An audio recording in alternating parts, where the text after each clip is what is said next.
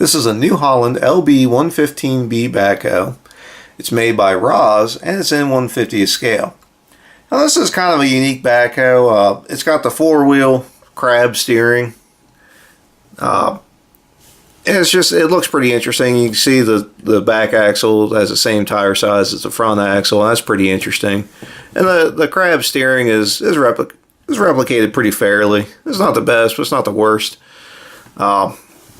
Overall, though, there's quite a few things that aren't done well that really kind of take away from the overall appearance of this backhoe. I mean, even just sitting on the shelf, there's some things that you can see pretty clearly. First off is the backhoe. The boom cylinder is just not quite the right size, or the pin's on the right place or something, because it constantly looks like it's about an inch off the ground. Now, interestingly enough, Ford, when Ertl made the Ford backhoes in 1/64 scale, they had the exact same problem, because they did the backhoe the same way, where they had the boom cylinder in it, and they probably shouldn't have in 1/64 scale. They didn't do it on the John Deeres, and they didn't do it on the cases, and it worked out pretty well. But on the Fords and New Hollands, they did it like this, and they had the exact same problem, where the boom was just it doesn't have anywhere to go. It can't come up far enough, and you wind up with the backhoe sitting about an inch off the ground. It just doesn't display very well. If you look at the mirrors in the cab, these are all plastic, and they're like, this one's just not very good. You can kind of bend it back, but it's not going to stay. You don't really want to break it off. I'm not really sure how you'd fix that exactly.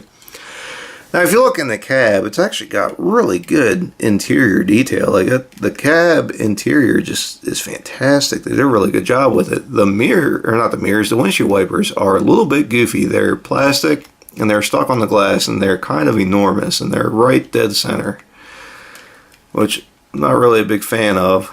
You can't really move them off to the side because they're just sort of set down to the center naturally. So that's kind of disappointing. If you look at the exhaust pipe, it's plastic, and you have all this extra, I don't know if it's molding material or what, but it's just stuck on there and makes the pipe look fuzzy. So anyway, there's that, which can't really get away from. I guess if you really wanted to, you could take a knife and shave that down. It would look a lot better, but just not good. As far as the loader goes, it's not terrible. The cylinders are stiff enough that it'll hold itself up pretty well. It's got that Z-bar linkage that pretty well works, and then the bucket will actually dump out a fair amount, when you raise the loader up all the way, and then when you bring it down, you got some pretty good dumping angle there.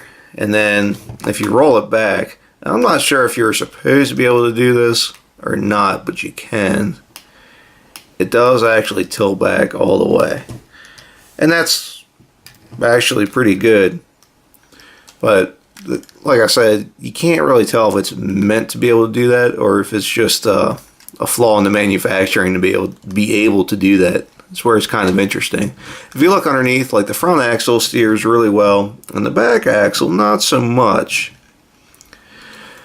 But it is functional, and it is working, so it's not the worst thing in the world. Now, if you look back here,